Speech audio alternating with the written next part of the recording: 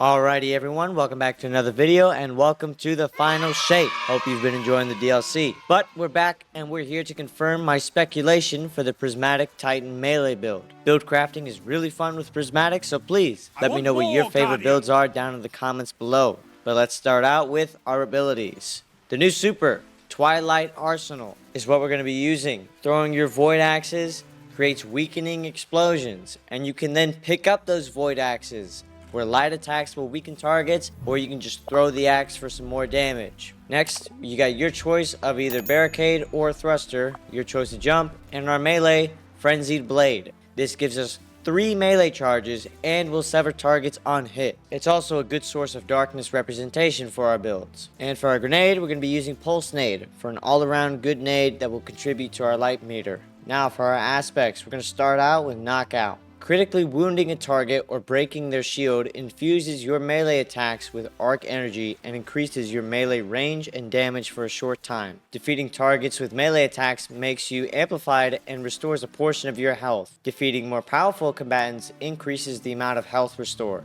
So with the release of the final shape, this thing got a buff to its damage granted to your melee, going from 25% to 50% bonus damage granted to your powered melee attacks. So it's a great way of giving us amplified and is going to buff our melee damage. Next up, Consecration. While sliding, activate your charged melee ability to launch a wave of solar energy forward, damaging and scorching targets in front of you as you leap into the air. While airborne, activate your charged melee again to slam to the ground and create a second, larger wave of damaging solar energy. If the wave hits a scorched target, they ignite. So this also got a buff with the release of the final shape, letting it do an additional 20% more damage to combatants in PvE. Ignitions are also able to stun unstoppable champions, so that gives us a way of stunning those right there. But this, with our Frenzied Blade melee, is going to give us 3 Consecration slams. Alright, now let's move over to our fragments, starting out with Facet of Blessing. Melee final blows start health regeneration,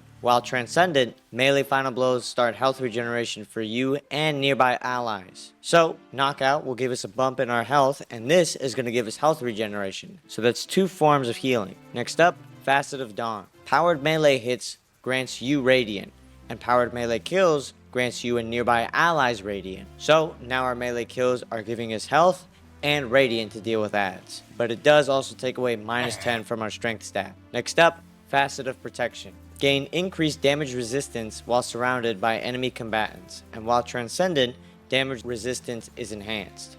So we're already going to be up close and personal with these adds, so this will help give us some extra survivability and give us a +10 to strength. So those 2 fragments basically cancel each other out there. Next up, Facet of Dominance. Arc grenades apply Jolt and Void grenades apply Weaken. This is to give our grenades some extra potency and will also allow it to stun overload champions, but it does take away -10 from our discipline stat. And rounding it out, we have Facet of Balance. Rapidly defeating targets with light damage grants melee energy, and rapidly defeating targets with darkness damage grants grenade energy. So this is great as our Consecration slams count as light energy, so getting rapid kills with our melee will give us back melee energy. Now let's move over to the exotics, starting out with Monte Carlo. Our intrinsic, the Monte Carlo method, reads, dealing damage with this weapon reduces your melee cooldown and grants a chance to fully charge your melee ability with each kill. Markov Chain reads, this weapon gains increased damage for melee kills and kills with this weapon.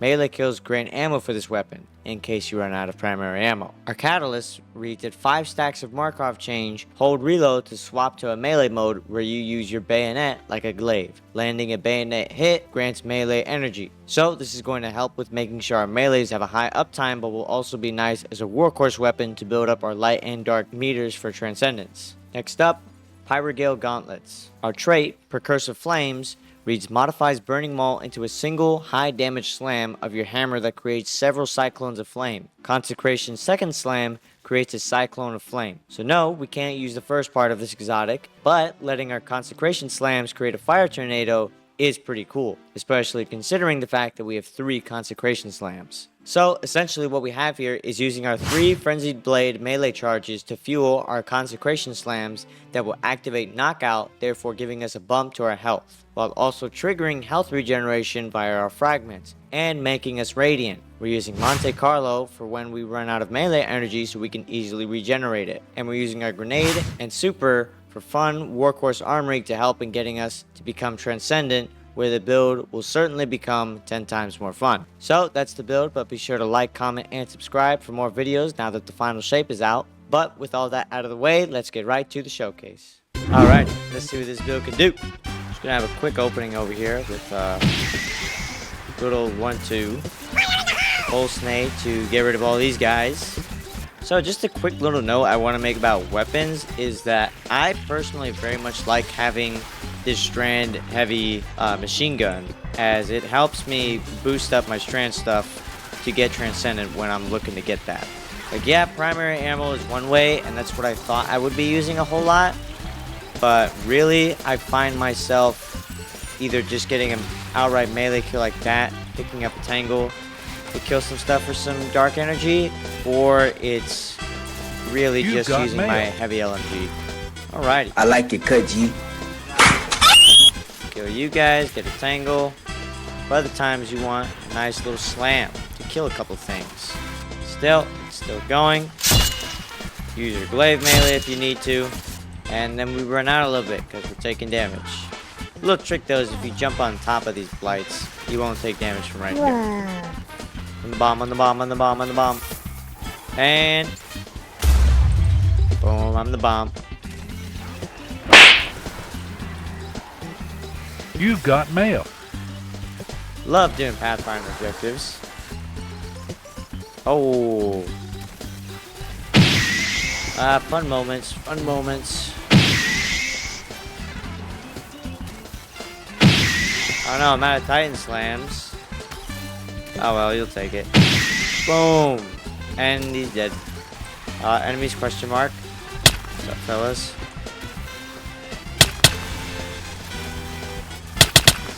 Slam. Slam. Nade. Slam. Dude, that's so fun. Nade, break him up. And Vex Cranium because it does. Oh, Vex Cranium because it does so much damage.